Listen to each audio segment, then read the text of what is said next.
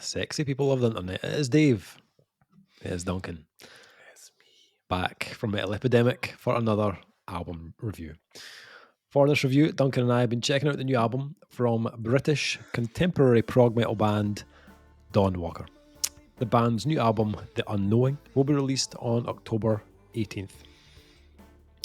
So, for the past 12 years, underground British progressive champions Dawnwalker have built up an impressive and explorative discography, seesawing between the fringes of metal and rock, with no two records helming a similar approach. Remaining triumphantly independent, the brainchild of Mark Norgate has blossomed from their origins as a collaborative studio project into a revered live entity. Once again, Dawnwalker reinvent themselves with a new cast of talented musicians for their sixth observation, The Unknowing, a concept album meditating on grand themes concerning our shared search for belonging and our desire to know our place in this vast, hostile, and unknowable universe. Conceived across 3 recording studios and featuring exciting new players, Dawnwalker's sixth album finds a sharply tuned focus on songwriting, harmony, and sonic finesse. Joining mastermind and guiding light Mark Norgate are seasoned talents including Luke Fabian of ex-Pupil Slicer on bass, Chris J. Allen of ex-Malefice on drums, flautist Bella Band, and vocalist Sophia Soriano of Deathbloom and Lure In, bolstering Norgate's lead voice with wonderful counter harmonies. Recorded largely by Stanley Gravitt at Holy Mountain Studios, which has helmed records by Idols, Jane Weaver, Spiritualized, Greenlung, and many more. Additional sessions also took place with Joe Clayton at Manchester's No Studio, and with Scott McLean at Neon Fable Studios in Edinburgh, all captured with organic approaches, minimal edits, and a vintage analogue sound in the spirit of Prog's original heroes, favouring naturalistic performances without click tracks. The album was then mastered by Brad fucking Boatwright. We love you, Brad. Brad. Oh, man. We love you, Brad. Every review, we love you. Every review and every review from now on. Whatever. In fact, I'm going to put it right out now, right? And it's going to be recorded, Dave. Okay. For posterity. My wife might check this back for confirmation. When I'm dead, when I'm gone, here lies Duncan McLeish. In fact, let's go full. Here lies Duncan Bruce McLeish. Here we go.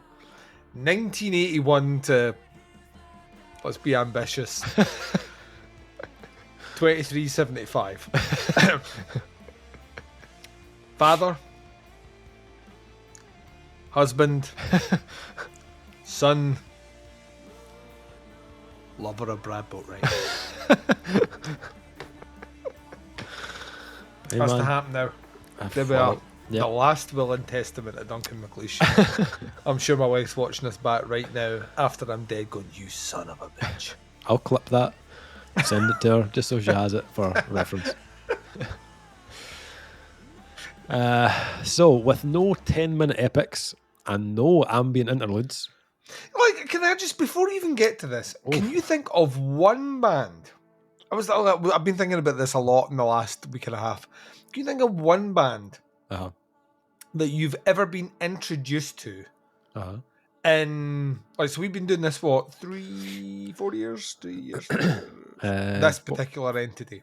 4 years. Can you think of any other band that in a 4-year time window since you have been introduced to them to what they sound like right now are so cosmically different than where you started that you know for a fact before you hit play you're going to enjoy what you listen to? I've been struggling. I can't think of one band that have went through the leaps and bounds and transformations in their sound between albums as Dawnwalker that I know for a fact before I hit play this is going to be something that I'm going to have to listen to a few times. Yeah. Can't think of one. No. So The Unknowing is a concise single LP disc experience built from 9 individually memorable tracks with only one breaking the 5-minute mark. In Mark Norgate's own words, The Unknowing is a conscious move away from post-metal towards something spacier and more progressive, and probably more pop too. The album deals with grand themes that we've been reaching for throughout our whole discography.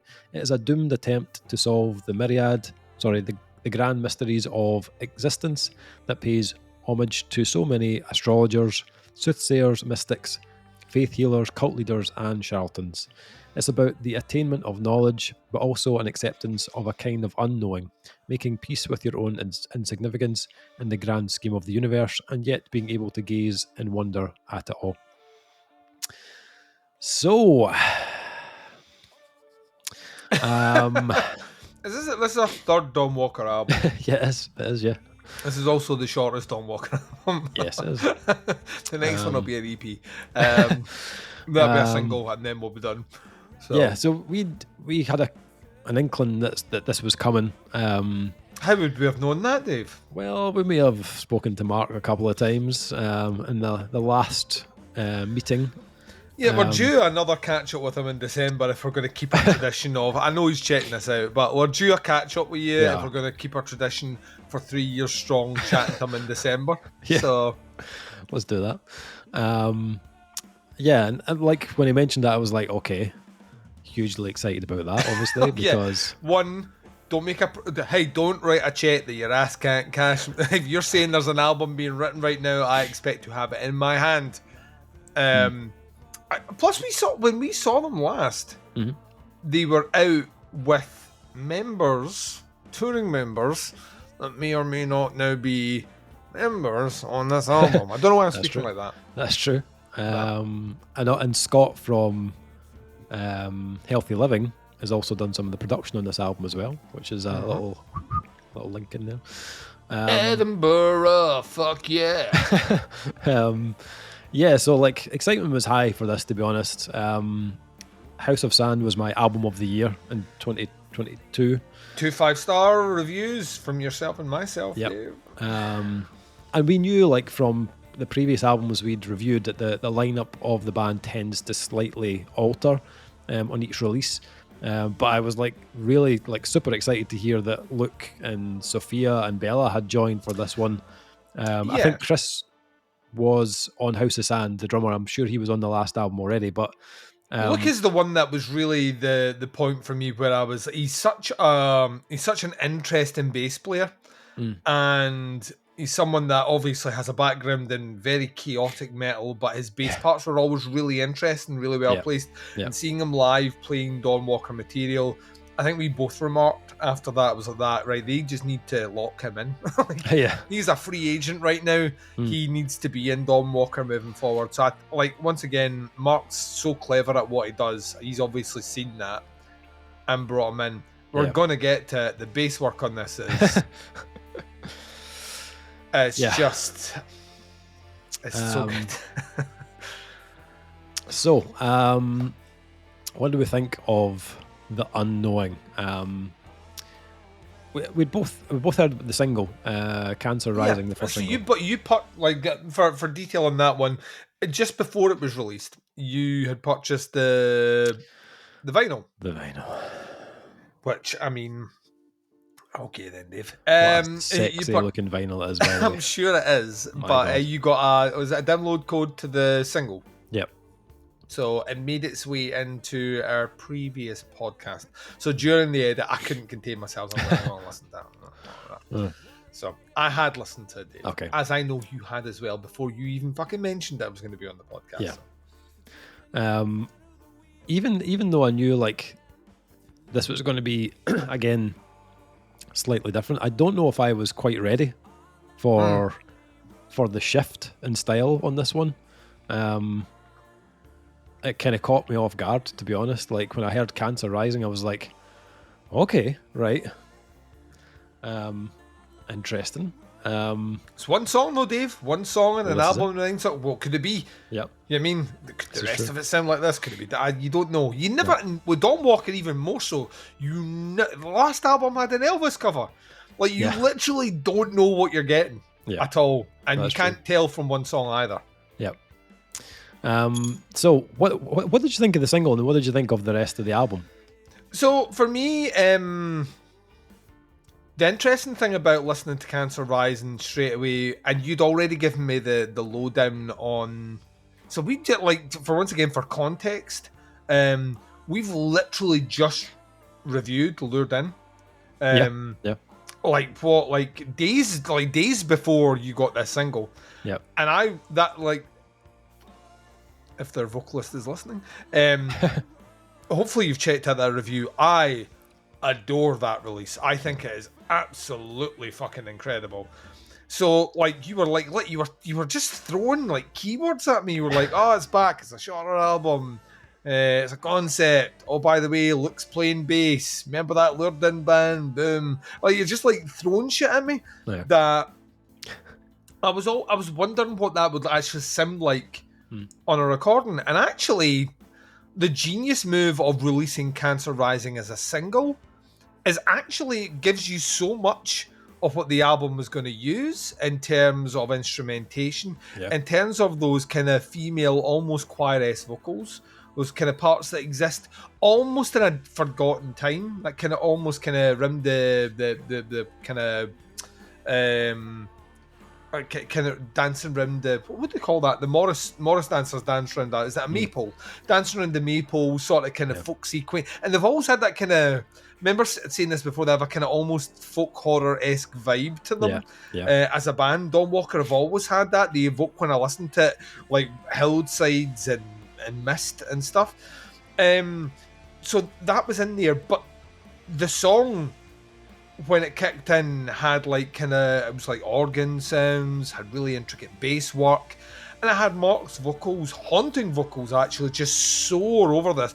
This is, to me, vocally his best album. I think he just sounds infinitely more confident in what he's doing. Yeah.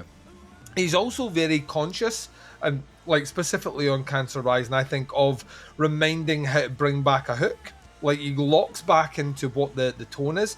It weirdly, at times, as a single, just reminded me of an English Hexvessel, which I kind of love. I love Hexvessel anyway. Well, I love them now in their black metal version, but if you go back to Translucent Eyeball, all in on that one. So, like, at the end of it, I was like, cool, but where's the album? You don't know where the album's gonna go.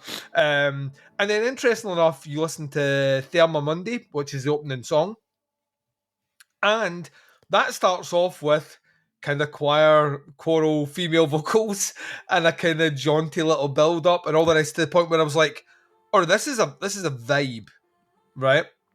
Now, to Mark and crew, I don't read the PR, never read the press, so I never know the full context. But from looking at your album artwork, which is always fucking bitching on a Dawnwalker release, is very quick. That is dealing with the occult, kind of like turn of the century, like old ideas of geometry and astrophysics. And I'm glad that they've mentioned things like the occult and specifically cults themselves, because he's such a good vocalist, you know what his lyrics are. I can pick him out very easily, and he plays in those themes of kind of cult-like ideas and precisions, from everything from the sacred and the divine through Dante into things like Aleister Crowley, and he kind of peppers them all through in a really interesting way.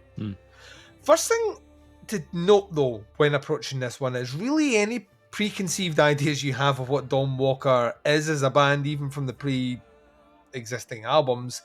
There almost kind of feels like a little bit of a hard reset, but not so much of a hard reset that you kind of lose what the band is. This almost, if you told me Dawnwalker were a band that hadn't released anything in 10 years and reformed, like Gengistron when we reviewed that album back in the day, and then they come back and this was their sound, I can totally hear the connective tissue, but I hear huge monumental growth. Yeah. To think that House of Sand is only, like, what, 2 years ago? Yeah. The monumental growth in this one is fucking mind-blowing. Yeah. And I mentioned to you off air, like, anytime we've ever spoken to Mark, Dawnwalker kind of feels like it's a creative hobby, but it's not the career. And this is the first album I've listened to where I'm like that. This is the career and not the creative hobby. Like the construction and attention to tracks here, the placement of all those pop sensibilities he's mentioned in his PR statement are all over this. And then the production added on top of that as well. This is a ridiculously clean, very, very, very, very creative album, which is super fucking commercial. Like to the point where I'm not saying he's sold out. I just mean like I could almost now recommend. I couldn't do this 2 albums ago. I could almost recommend this to any of my friends. Right. As an album to get into and listen to, and I think they would take away something like overtly positive. Where some of the longer form stuff, specifically 2 albums ago, which we both loved as well, I'd like the name escapes, that's why I'm struggling. I know for a fact that certain song lengths or directions would put people off depending on what their persuasions were, and that's not here at all. There's a grandeur in this. But there's also like a weirdly... There's a grandeur in its simplicity in parts. But then inverted on that one, I love how the confidence in the songwriting will allow other musical instruments to take the wheel. Fall Earth is a great example of that, which has... it's kind of this very deliberate pace. This kind of proggy sensibility that comes out. Huge singy chorus. But the main motif is played on a piano. It's like like, and it comes in and out the track with that. I don't know how many other songs he's done where the main motif exists on an instrument which is not traditionally one you would associate with Dawnwalker. And that to me just shows strength and growth in songwriting of him being able to understand where to bring those things in. Capricorn is the follow-up to the opening track. Is just a fucking great song. Love the chorus on it. Love the build on it. Once again, has a kind of ballady, kind of almost like a rockabilly sensibility, and the kind of ballady rockabilly sort of sensibility in the 6/8, I think might be the time signature on it. It's just like a really kind of swoony. Once again, just reminds me of kind of folky sort of sensibilities. I said on the previous release that I picked out a little bit of kind of 50s Americana, and he's not lost that completely in here. He's just adapted it, anglicised it, and then accentuated it. I mentioned his vocals. Like Capricorn to me was the first one where I was really sitting back going, he's really just kind of pushing out and nailing shit. It's so much so that when you listen to closing track The Law, he goes full falsetto, which is it's kind of ridiculous to hear, like, because he saves it right to the end, and when he drops it, you're like, oh man, more of that. Where has it been? It's great as well. Novice Homo, which is the track that follows on that one, is this like beautifully. It's a beautiful building track into Heaven and Earth, which is the longest song on here, and it's the one that feels more traditionally Dawnwalker in terms of scope. And what I love about it is it's the one that stands out because it's longer than all the other ones, and the rest of it kind of falls into a more conventional song length. Yeah. Which shows that he's conscious of that as well. I'll do it on this song, and then I'll let things build back in. Mirrorpool is the track that comes out of that. Mirrorpool is another beautiful song that allows instrumentation to really take the forefront, and the craft and the composition of everything, like across the board here, is just wonderful. It's a really kind of hot. Once again, it's not quite full on falsettos, but it's higher pitched singing that he delivers in here, and he's so fucking good at it. I'll tell you. Let me bring a closing statement before I steal every talking point that you could possibly have on this one, and then leave you to go. Kind of what you said. That'll never happen, Duncan. No. I'm always excited when we know there's going to be new Dawnwalker, because we are now in a world where we are fully versed in what they bring as a creative entity, right? And there's also, that's a double-edged sword as well, right? Because we've been burned before, Dave. You know what I mean?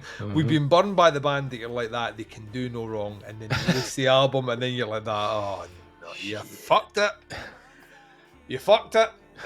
Like a UFC fighter that goes undefeated for 20 fights and then is knocked out once, and then after that is never the same again. You know, like as listeners, we're conditioned on some level that when the first album that drops that you don't like, or you think the band's lost on mojo, it's very difficult to buy back that goodwill. Yeah. I don't know if I'll ever get that with Dawnwalker, because I've seen so many facets of the band's sound now, and I love them all. I think this is a very bold. It's oxymoronic. It's very bold and it's very safe at the same time. It's very safe in that it will bring in a much bigger audience and introduce them to their sound, right? Yeah. But it's very bold in that it challenges its listeners who have now come over 5 iterations of the band's sound to take another step with them into the new world. And actually, this new world, as a reinvention, does nothing to dissuade you from listening to the older stuff. Yeah. But it gives the promise of so much more. I think if this is the new lineup moving forward, we're going to be spoiled. If he changes things up on the next album, I still think we're going to be spoiled. Yeah. He has a knack of picking the right people to be in the room. Yeah. And an uncanny attention to detail when it comes to the songwriting. Yeah, like to me, like this is the album. He's had a few albums that should have put him on the map. This is the album that should put him on the map.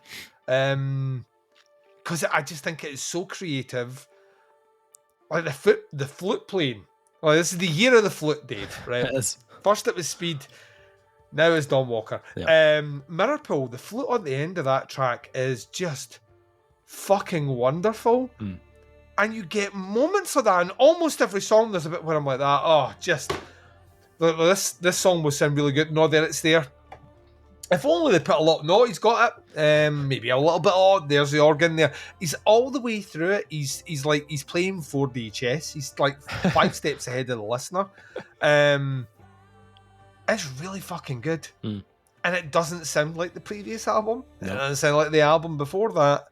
And I kind of like that. I don't want 2 Dawnwalker albums now to sound the same. And I keep hoping that he will continue to push himself as a creative. Yeah. Even if it means the next step might be the step off that cliff. He's like, you never know. You never know with a Dawnwalker album. I thought this was fucking great. And I genuinely hope he gets all the attention that he should have had for the last decade lavished on him now. But for me, this is the one where I'm like, this is the make a go of it album. Well, this is the one where he sat down and went like that. I need to, if I'm going to do it, I'm going to do it now. And I've got the right people around me, and I've got the right songs written, and I'm going to go for it. And I've already like secretly booked Dawnwalker on about 20 tours inside my head of bands he could play with. You know what I mean? And I hope he gets out and does it. They're also fucking amazing live. So, like, I think if you get a chance to check it out live, I hope he comes back up. And we'll be there to see him. So, you, massive I would say you are arguably a bigger Dawnwalker fan than I am, because their albums have scored higher at the end of your listen, even though I think we've scored the albums the same. Yeah. That when it comes to you ordering, that always kind of rises to the top. Yeah. So let me start with the same question then. You listened to Cancer Rising first. What were your initial thoughts? And then, having come to listen to the album, what do you think? Honestly, I was unsure after the first listen to Cancer Rising. I was like, oh, right, okay, this is very different to like House of Sand and like Ages, the album before as well. Like, right, okay. Fuck. It's the shortest album. Oh, it's the shortest name. I should remember that. But it was one of those tracks that when I went back to it on a second and a third spin, I was like, all right, you know what? It's starting to grow on me. I'm starting to kind of like it more and more each time I heard it. And if I'm honest, the full album listening experience was very similar to listening to the single. My first listen was kind of, oh, that's different, or like that's not something I've heard Dawnwalker do before. And that was both in a kind of stylistically and in the kind of the arrangements that were used on the album. The fact that these tracks are a touch more concise definitely adds to the new feel of the album. There's no 10-minute tracks like The Wheel on this album, for example. The songs on The Unknowing don't like overstay their welcome at all. But you could even hear on House of Sand on that last album that they were moving slightly in that direction. The longest track on that last album was only like 5.5 minutes. But the album was longer overall at like 13 songs. It ran about 54 minutes, where this is 9 tracks, 38 minutes. You know what I mean? And no Elvis songs as well. So as I've mentioned, the runtime isn't the only kind of difference with this one. Dawnwalker have moved quite a bit away from that kind of like post-metal-y sound they used previously. There's also no black metal tones in the guitar work here. There is no like harsh vocals on this album at all. So there's none of that kind of black and scream stuff that he did, like you got on Ages. But it's weird that even though this is a different kind of a bit of a switch for Dawnwalker, you can still hear bits of like connective tissue here and there. It's there's little things that do still remind me of those previous albums. One of the kind of biggest changes for me on this one is Dawnwalker are much less reliant on the guitars in this one. This isn't an album that is driven by riffs at all. There are tracks here that don't have much guitar on them at all. It's much more spacious, much more surrounded by atmosphere, which then leaves further room for keys and synths, which play a bigger part in the tone and the kind of backdrop of the album, but also more vocal layers. Plus they've then got pretty much the perfect bass player in the fold to fill out some of that space with really like interesting fretwork.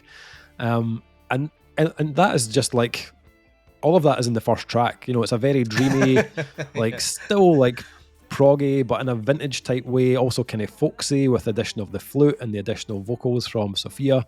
Definitely not as dark and as brooding as Dawnwalker of the past. Although that track does get ever so slightly heavier as the track evolves. But it's a good kind of like tone setter, giving you like a feel of what's about to come on the album. And then Capricorn kicked in, and I was like, are we doing like fucking reggae now? Like, what is actually happening here? It's like got a kind of old school kind of reggae, kind of ska, kind of jink, jink, jink, that kind of rhythm. Yeah, I likened it to rockabilly, but and I was like, probably closer. What is going on? Is fucking Pato Banton about to make an appearance here? Fucking bye. You know what I mean? I was like, what is actually going on? Wasn't expecting that at all. He doesn't make an appearance, by the way, just for if you're wondering. And although this does have that kind of like almost kind of like reggae feel to it, this like UB40, this is not. This is still much more like kind of like Dawnwalkerified, if that makes sense. Like, but I kind of like the simplicity of it. There's some really, really cool harmonies on the track. The melody is very catchy. Even down to the tone of the guitar solo, which blends nicely with the kind of character of the track. There's a lot of weird like synth noises and in the background, which kind of adds to the like kind of like cosmic kind of feel of the track. And similar to the opening track, it does like pick up a touch more heaviness towards the end of the track, where the distorted guitars do make an appearance. But it's more like to add add emphasis to the kind of climax rather than to make it just like a heavy song. It also made the first single, Cancer Rising, make more sense. When I heard Capricorn, I was like, right, okay, these two tracks, you can hear they're sharing quite a few similarities. Obviously, firstly in the name, Capricorn, Cancer, both being like to astrology, which Mark has researched a lot of during the writing of this album. But the rhythm of both tracks do have that kind of like off-kilter type feel, and the build-up of the tracks are quite similar as well. And then there's Novus Homo, track 3.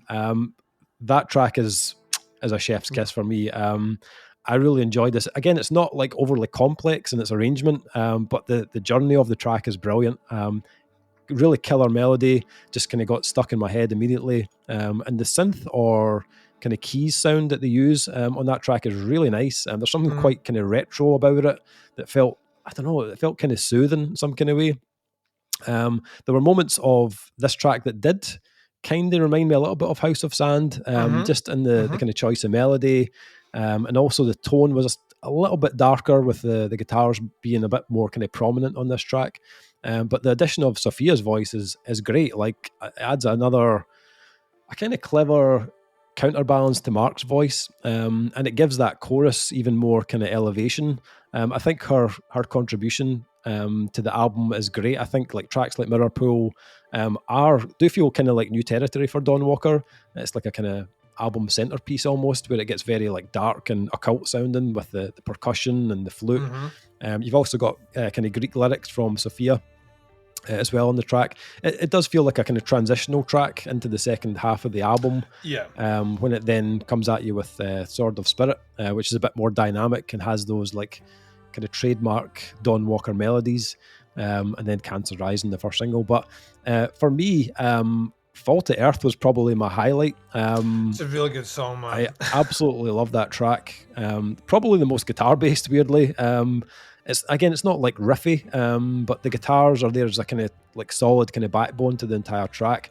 The synth though, I loved that like almost 80s kind of tinged vibe they had. The vocals are excellent, killer chorus, and again, here's Mark, you mentioned it, here's him kind of push his voice into some new spaces, really opening up his range and his tone. He gets right up into that kind of falsetto type range a couple of times on the album, which is really impressive.